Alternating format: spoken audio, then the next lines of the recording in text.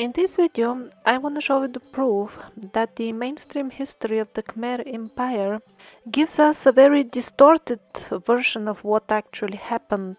The reason for such a misleading way to present history is to create the false impression that first of all we live in a civilization which evolves for the better, and the second false impression that they aim to create is that the driving force which caused the demise of the Khmer Empire was simply a byproduct of this alleged progress. They want us to believe that newer, more progressive social structures by themselves replace the older, outdated structures. The truth is that just a couple of 100 years ago, there still lived people who were fully aware of the older, advanced civilizations on Earth. They kept clear written records about those civilizations, and still to some extent abided by the universal laws of goodness which they inherited from those civilizations. And that is why they had a society which surpassed ours in terms of prosperity, art, culture, management of natural resources, and much, much more. And the Khmer Empire was just one of the branches of this worldwide culture. And the demise of the Khmer Empire was brought about by the parasitic forces which have embarked on destroying everything beautiful on earth and plunging the human race to the bottom of ignorance and misery. And something else very interesting about the Khmer megaliths, they show evidence that the polygonal stonework, which is often attributed to a lost, very ancient civilization, was still widely used a couple of 100 years ago, and exactly in the Khmer megaliths we will see how did it devolve into brickwork. Now let me show you the evidence for all this and much more.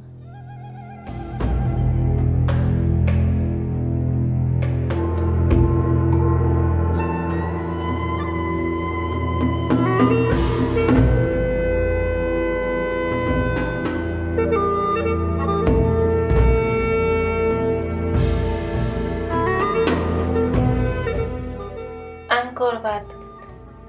The mass media and even some so-called history books assure us that in year 1859 Henry Mohot discovered this amazing city that was lost in the jungle, and they even assure us that even the locals didn't know about it, which is not even mainstream history.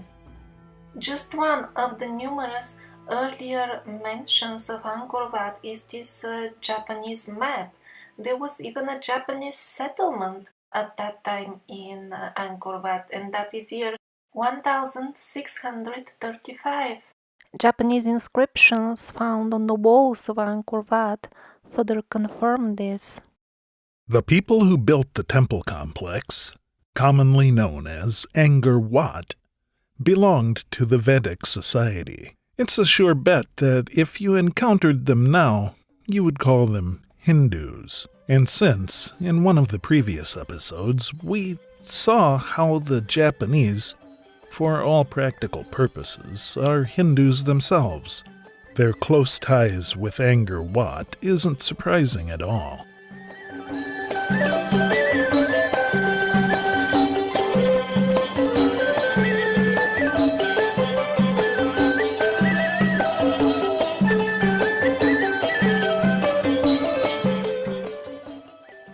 In a couple of the rooms of the main temple in Angkor Wat, still some of the original wooden work, some doors are preserved.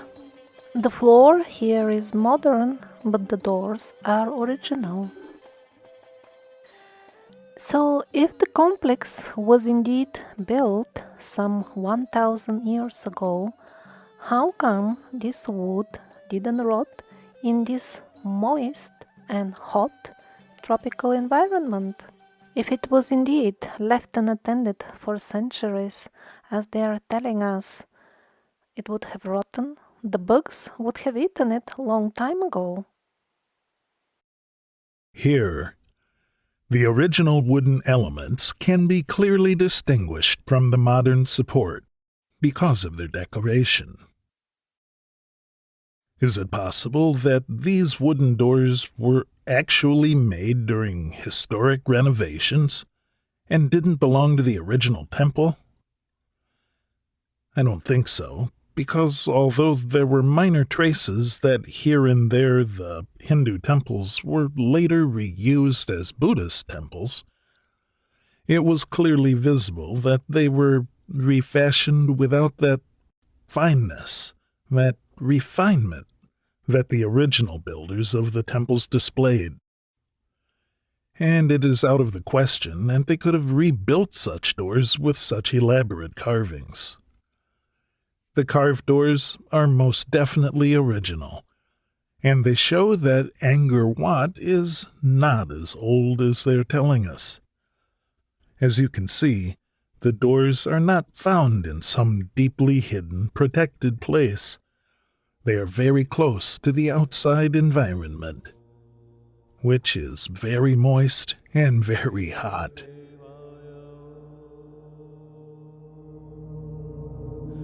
ध्यान दीपाया गंगाधराय गुरुदेवाय लिंगराजाय. The way in which some of the Khmer temples, actually only a couple of them, are overgrown with these trees certainly creates a very mystical atmosphere. But being mystical should not be confused with being very old, because an actual critical study of the situation with the overgrowing with these trees also shows an evidence that the full complex was not abandoned a long time ago, as they are trying to convince us, but in much more recent times. This spectacular species of trees, it's a couple of varieties of them, similar but not the same, they have an unusual lifespan of 100 years. Sometimes they could live to up to 200 years. If this complex of temples scattered around the jungle over a very large area of tens of kilometers, if this was abandoned for many centuries, there should have been many generations of such huge trees which lived and died, and their trunks remain dry. I visited Angkor Wat earlier this year, and this is not at all what is to be observed. Actually, only a couple of the numerous temples are overgrown with such spectacular trees. The fact that, let's say, 80% of these temples are unaffected speaks for itself. And again, as I said, they are scattered here and there in the jungle. They are not clustered at one place, which is kind of protected from seeds from such trees. No, this is not at all the case. So there is no question of lack of seeds. It's not that the big trees are missing because they were all removed during restoration. They can't be removed so easily because the roots grow in between the stones. And for removing them, one would need to first dismantle the full building. So it's not that a couple of decades ago there were much more trees and now they are simply cleaned up. No, there is no claim that this is the case, and it can't be the case. The number of the trees is one thing, but also their size.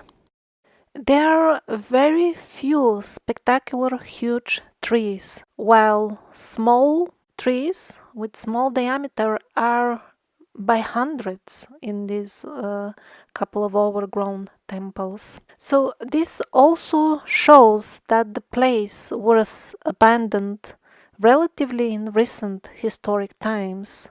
Otherwise, we would find around the numerous dried trunks of huge trees. Notice here, all the trees are small, really big, spectacular trees are very, very rare. Also, in recent years, articles started appearing in the media that it's urgent, the trees started destroying Angkor Wat in an alarming rate. Wow, so they were not doing it for the fantasy hundreds of years that it was abandoned, and now that we take care of it and we clean it, they started destroying it at an alarming rate. How come? So the historians, mainstream historians, understand that this makes their stories very shaky. They are fantasy stories that everything is very old and lost, forgotten civilizations from long time ago.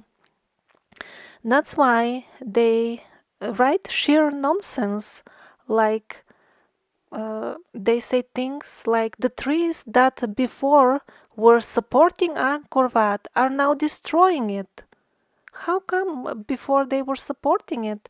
Well, the way they explain it is what I told you earlier, that the branches are in between the stones and kind of serve as a mesh between the stones. So what, now with the alarming rate, they no longer serve as a mesh as they were doing for hundreds of years, and now they became killers of the temples? No, not at all. The truth is that we can't even properly maintain them. Not so long time ago, people used them, people maintained them properly, and took good care of them because they were the abodes of their gods. And why do they pay the mainstream historians to confuse people that the culture of Angkor Wat was obliterated in faraway times and not very recently?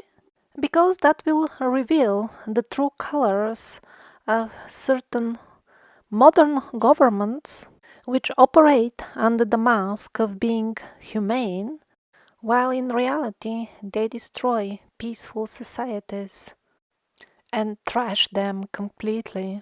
Those on the top don't do the dirty work themselves. They need fools like us to do the dirty work, fools who believe that waging wars can be justified.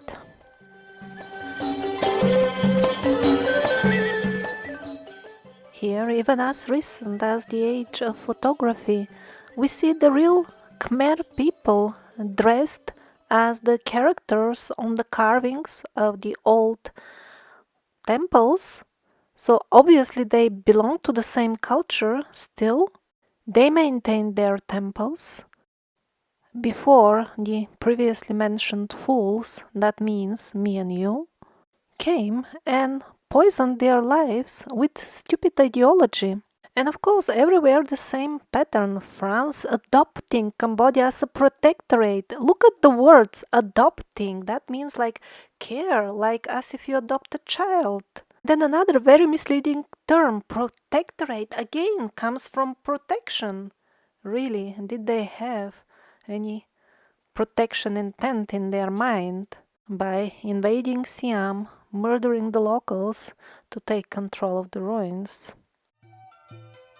And now, in modern times, we, the arrogant fools, we are free to visit Cambodia and feel very good about ourselves by giving few cents to the people we have handicapped in the name of goodness and progress and spreading democracy around the world. And how wonderful that the people who will accept few cents from us equally believe all those lies about progress, and that's why they want to send their kids to a modern school, thus securing a complete wipeout of their memory. of the times when the Khmer people were related to their gods and built complex of monuments which is far bigger than all the famous Egyptian pyramids taken together, not to mention how much superior are the Khmer temples in terms of the elaborate art. So a local guide was showing me some writing on the temples, and he was explaining that this is in a language that they no longer understand at all. He said, now we have a completely new language. I asked him when did this radically new language appear? In the 20th century, I think. Between 19th to 20th century, Khmer modern language created. By whom?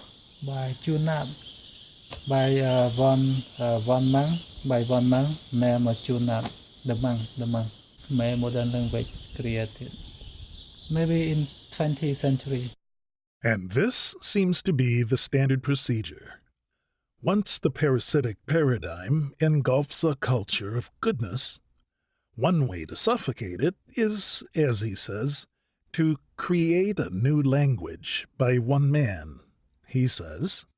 So, one man is paid to create a new language, which is later forced onto the population by the government. That is a very effective way to disconnect the people from the sources of the old knowledge. Even if they manage to get a hold of some old book that has escaped destruction, they won't be able to understand what it says due to linguistic problems. This tactic wasn't adopted only in faraway, exotic places, but also, as we will see in future episodes, in Europe as well.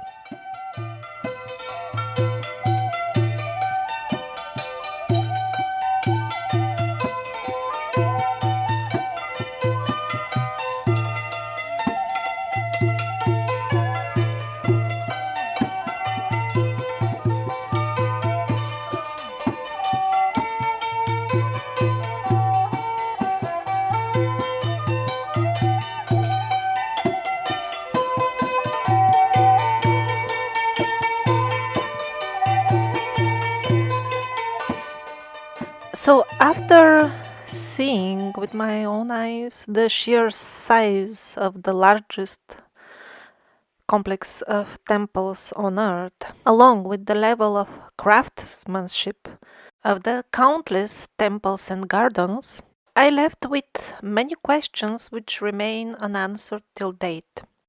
First of all, let's see how was everything built. Most of it indeed seems to be simple manual work. The chisel marks are clearly visible, and maybe we could say that this is the situation with most of the stones. It's not hard to study them. One can find them in abundance all over the place. But yet other stones definitely don't make sense in that context. Just look at this stone. It's got chisel marks. But then on the left side it looks as some sort of cast concrete. Now the academic explanation for this is that the stone was originally shaped with chisels, and then they started rubbing it like crazy against another stone until both of them became perfectly smooth to fit each other. Here are some examples of how well they can fit. Now, if somebody would be kind enough to provide a practical demonstration of something like this, I could be inclined to believe that by such a technique, precision has been achieved for fitting this type of stones when we have two perfectly flat surfaces facing each other. Maybe that could be achieved by the technique described, namely endless rubbing until you fall unconscious. But as far as this type of stones, I can't wrap my mind around how this type of surfaces could be a result of rubbing. After all, the lines continue from one stone to the other. Of course, such internal smooth surfaces of the stones could be achieved by other means. which do not require sophisticated technology. But then the question is, why would they make their life so difficult? That would be a titanic amount of work on which millions of men, yes, millions of men, would need to work full time. I'm talking only about smoothing the inside surfaces of the stones, which are not even visible on the outside. And the question is not only would they, also did they, because obviously they knew about smarter way of building, like for example casting. They were casting each and every individual brick. As you can see, their bricks, at least in the initial stages when they started working with the bricks, when it was still a transition from megaliths to bricks, their bricks were not of standard size. What I'm getting at is that if they knew how to cast bricks, polygonal bricks, probably on the spot, then why wouldn't they do that with the bigger stones? Here you can see each and every brick has got its original unique shape, which perfectly matches not only the neighboring bricks, but it also forms columns, and shortly we'll see they also made statues, sculptures out of them. Now please have a careful look at this particular brick. What is this strange line in the middle? Were they about to make two bricks and then change their mind in the middle of the operation? And how do you make two bricks out of one anyway? By drawing lines? That's pretty interesting. Although I have no clue what was going on with this brick, what I can tell you for sure is that there are similar megalithic stones in Peru, in Turkey, some of them half glued, like parts of each other, or parts of the full wall is like this, half glued. Not sure are these different stones or what. And this is not just a small curious detail. The same is the situation with the absolutely huge megalithic blocks of the elf castles. At places they are also a little bit connected. How does that work? Hopefully I can find out during one of the upcoming expeditions, because I see this as a key point which needs to be understood if we want to figure out how did they manage to make at least the older, most impressive megaliths. And there are a couple of more points which kind of make me inclined to think that chiseling stone was used along with casting or some sort of softening on the stone. Both techniques were probably used alongside each other. First of all, at a couple of spots, and that was at spots where the quality of the masonry work was at its highest, I noticed kind of pieces of brick inside the stone. There weren't that many of them, but still, that could be some sort of supporting evidence. This is a huge original stone, but here it's a bit interesting. The top layer somewhat different from the rest. So here it blends well, but here not so well. Now let's get back to this particular image and have another look at the edge of the stone. It kind of leaves the impression that it was soft and then it hardened here on the spot. And again, this is at a spot where the megalithic blocks fit with each other with absolute precision, and not at places where chisel marks are visible and the fitting is not that precise. So that again makes me inclined to believe that the technique of casting or softening was used along with chiseling. Another small clue, these holes on the pyramid, they really don't look chiseled out. They look as if they have been left when the stone was in a softened state. Now and then the art on the walls, rarely, not always, but kind of left the impression that it was kind of pressed in with something sharp when the stone was soft.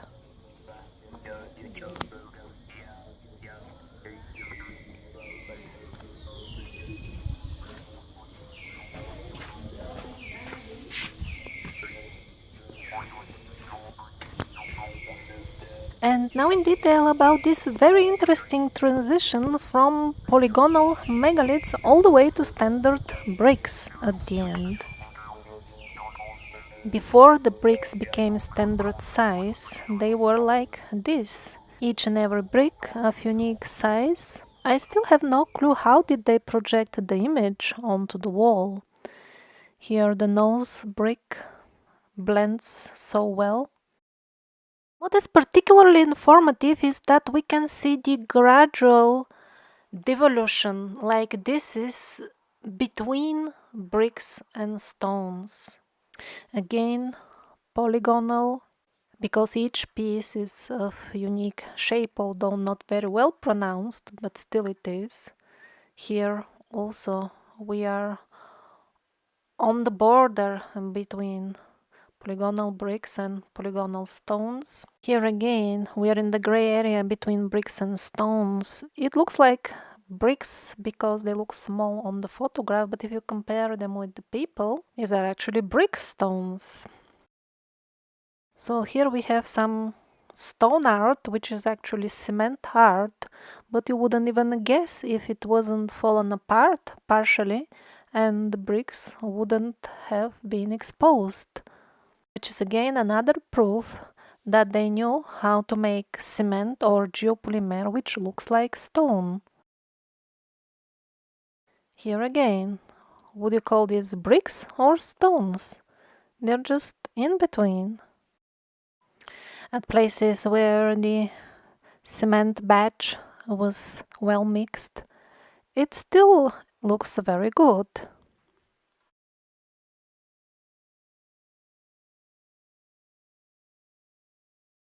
But at other places where they used mixture of less strength, the naked truth about the stone sculptures is exposed.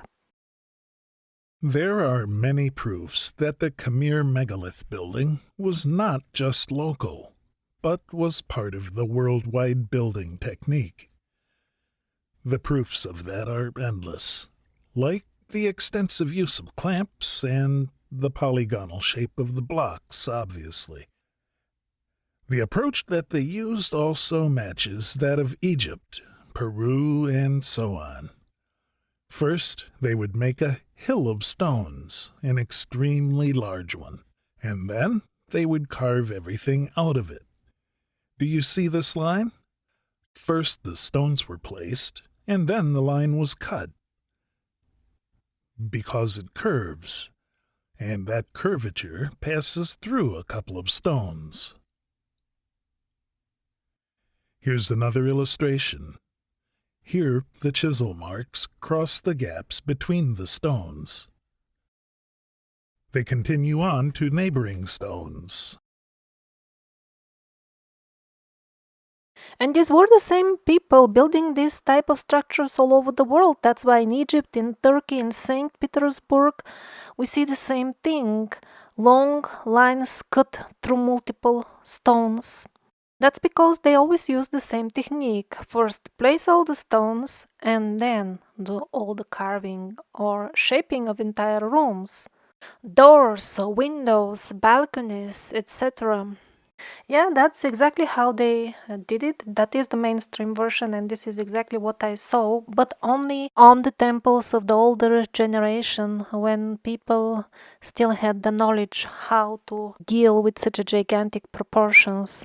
Later on, as the devolution to the brick era occurred, various elements were cast and placed next to the bricks, like doors, ornamental windows, borders, columns, etc. And this culture was devolving worldwide as the consciousness of the people was getting lowered.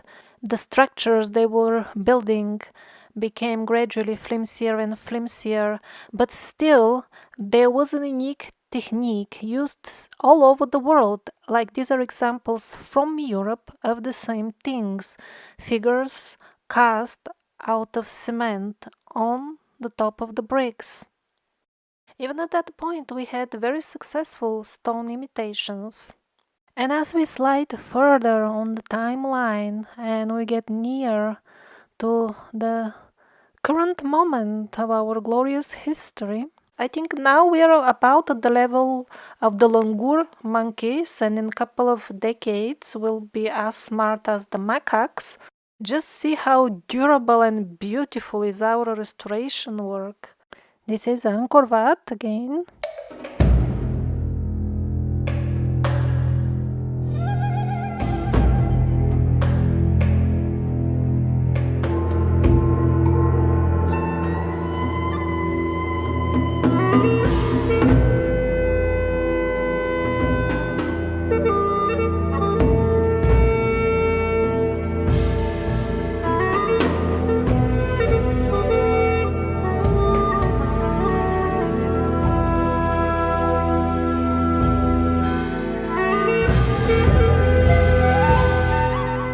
If you put on your radio now or the TV set, immediately somebody will start screaming very loud about cutting edge technologies. So how come people with blunt edges only and allegedly 1000 years ago made bricks that still last, while our bricks left outside on the weather fall apart in a decade, if not much less? Why such lack of correlation between the cutting edge technologies and the benefits derived from it for the common people?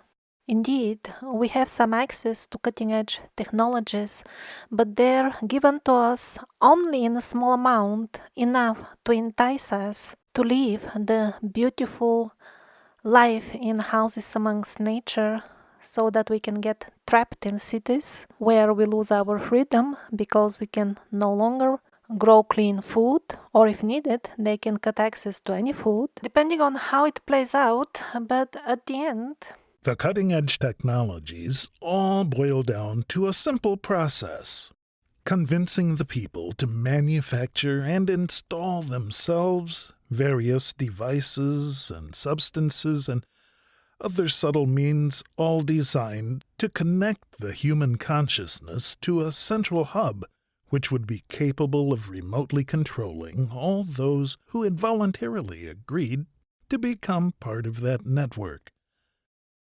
So that's why the common people get little or no benefit of the really cutting-edge technologies. they assume and expect that the technologies will improve their lives, as suggested by the Hollywood movies, but in reality, the technologies are introduced for an entirely different purpose.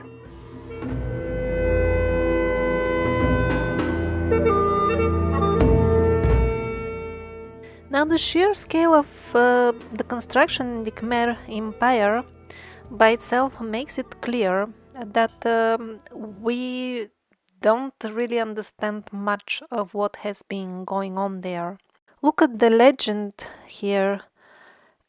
Some of the temples spread over many square kilometers.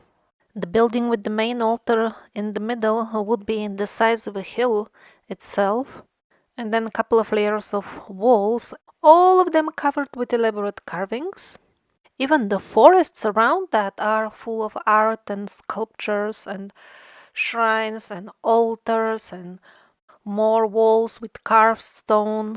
And on the top of that, the moats. This is a very modest one. The bigger ones simply reach to the horizon. And we are told that it has been all handmade by the hard-working Cambodians. I don't believe this one. Like looking at this historic population of Cambodia, just imagine they're implying that in the times of the Khmer Empire it was just a couple of thousand people. And they dug out all those lakes, built the stone mountains, covered them with jewelry quality carvings, and still had so much spare time that they even polished all the blocks of the stone hills inside. Well, that's of course laughable, but the situation with the artificially made canals and bodies of water is quite serious because they are not local to the area of Angkor Wat.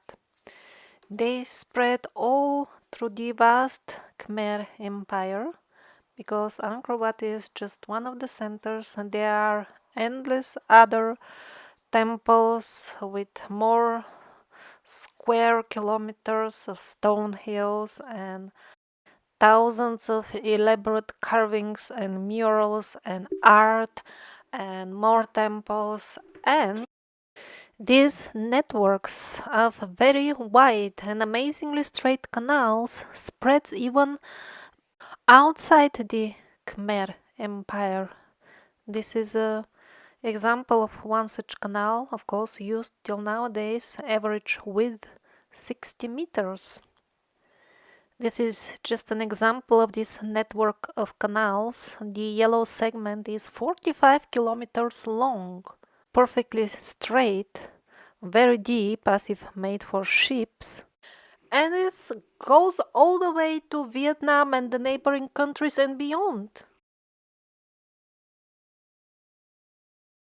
Officially, it is, of course, all built by the primitive farmers by hand to water their fields. But in reality, what the farmers have the capacity to build and are building till nowadays are just short, irregular segments which connect their fields to the canals which we have inherited. This is what farmers typically do. It's perfectly within their capacity, and for the bigger canals, which are very deep, suspiciously wide, perfectly straight for dozens of kilometers, for that you need not farmers but engineers to measure it so precisely, and then you need very serious equipment to carry out the enormous digging work. As usual, all the soil that has been taken out from the bigger canals is also nowhere to be found. And it doesn't end here. This network of canals is also interwoven with the network of lifelines, which definitely encompasses the full Earth. Here on this image, I see that they have given a very interesting name to one of the minor canals. They call it Siem Reap River.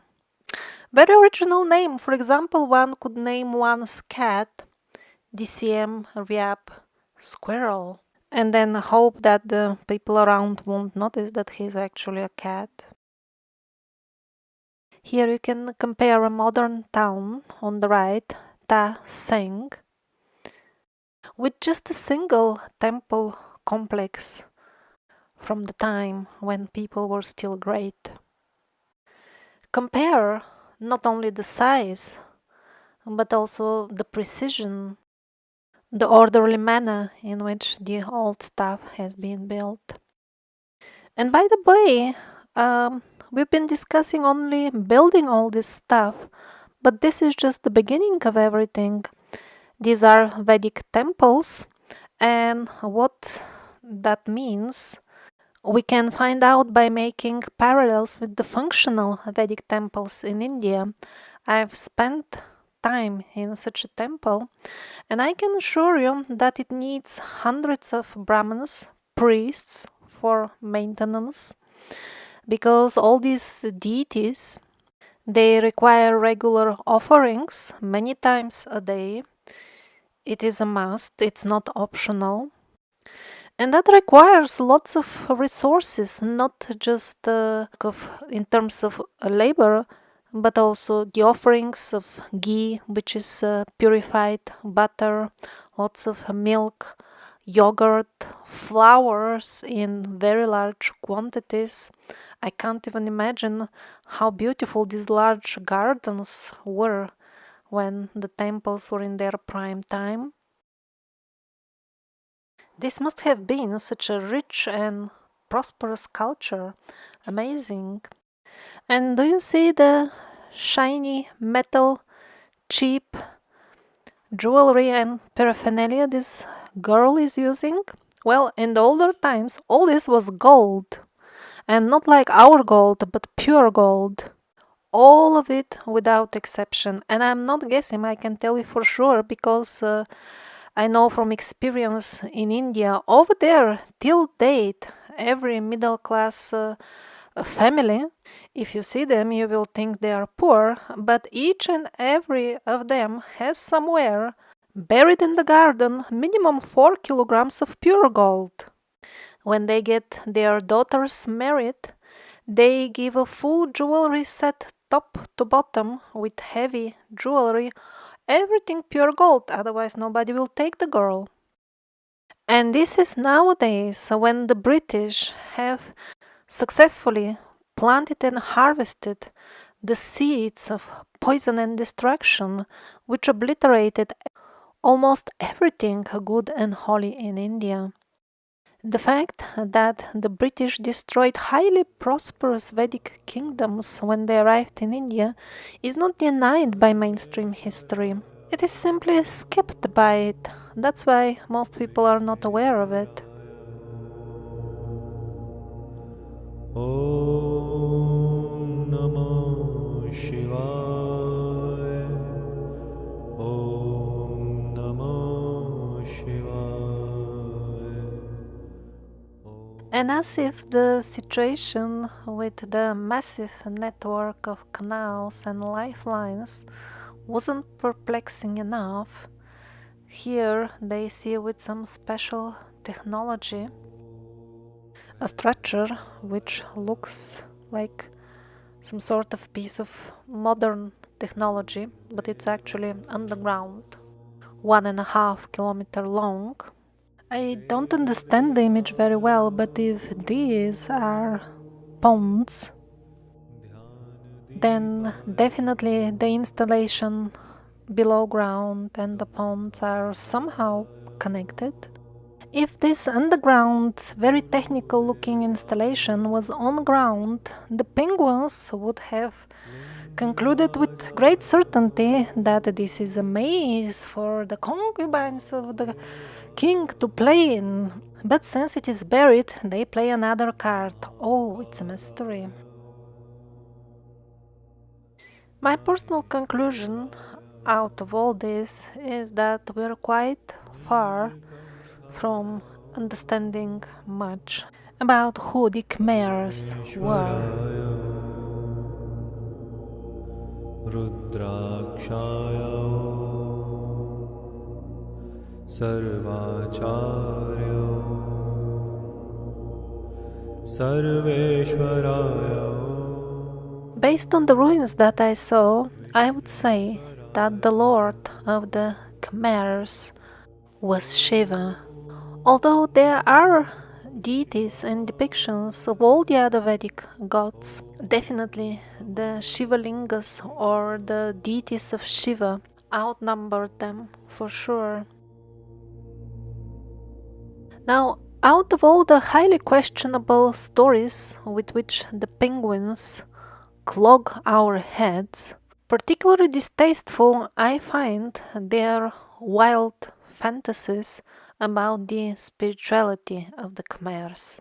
So what they say is, this King Suryavarman must have, that's how all wild fantasies begin, must have built all this because of fear from this and that, or because he wanted to show off and brag, or because he wanted to prove himself as this or that.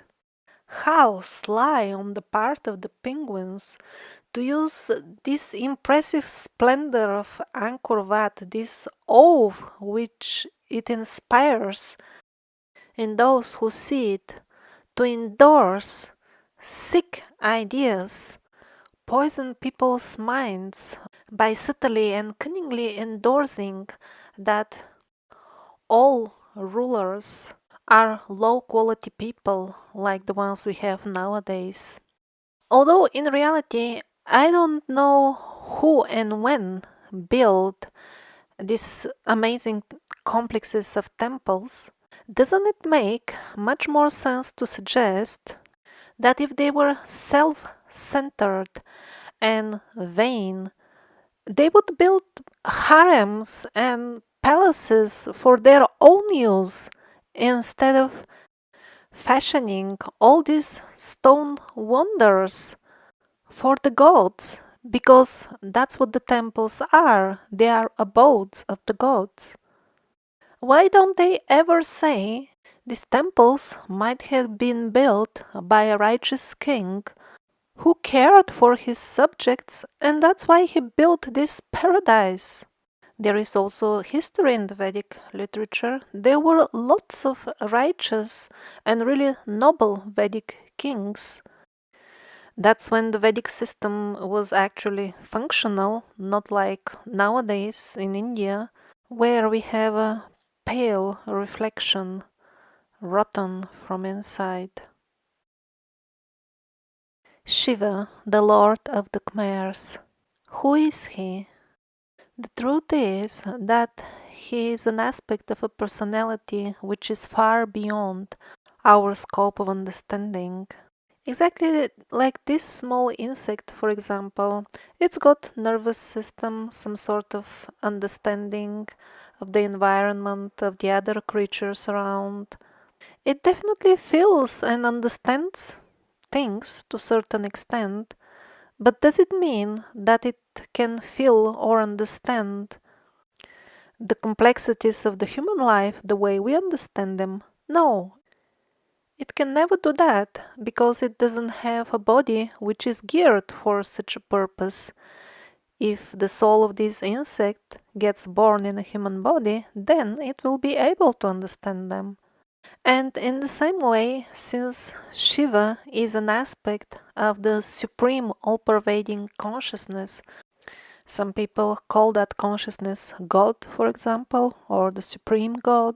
We can't comprehend that level of consciousness with our current human body. And that's why the definitions of Shiva which we may attempt to give may end up being very limited and partial. But yet, on the other hand, we can describe very well, with our human capacity, the results from worshipping Shiva. I will describe them using very modern language because I've noticed that using traditional terms leads to misunderstandings because such terms often come with preloaded religious coloring. By worshipping Shiva with sincerity, dedication, and clear understanding of what do you want, you will get plugged in, connected to specific cosmic energies which will start flowing into your body. The changes, the physical changes which they will make will be rather slow, but the installation of a new operating system into your psyche will be much faster. This new operating system will not be like the new operating systems that we get for our computers, which are usually worse than the previous versions. The new operating system from Shiva will simply allow you to perceive more subtle levels of reality which were always there, but you didn't have the tools to see them. Hollywood has been brainwashing us since long time that spirituality is about believing in nonsense or things which don't have a separate existence of their own outside the imagination of the believer in them. Millions have bought into this propaganda, and that's why they imagine the spiritual people as irrational, stupid, ungrounded, believing in nonsense.